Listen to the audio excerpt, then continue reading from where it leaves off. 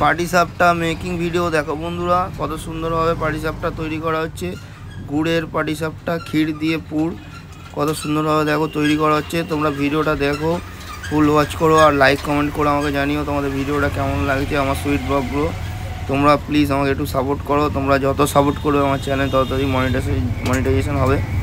তোমরা প্লিজ আমাকে একটু সাপোর্ট করো, কারণ তোমরা না সাপোর্ট করলে আমি এগোতে পারবো না। আর সাপোর্ট ছাড়া কোনো দিন কেউ কোনো কাজে এগোতে পারে না। তোমরা প্লিজ আমাকে একটু সাপোর্ট করো আর ভিডিওটা দেখো। ভিডিওটা কেমন লাগছে আমাকে কমেন্ট করে জানিও। আর কোন দেশ থেকে দেখছো তোমরা আমাকে জানিও সেটাও। দেখো কত সুন্দরভাবে হাতের দ্বারা পাটিসাপটা পিঠে, এটা শীতকালের অমূল্য রত্ন খাবার।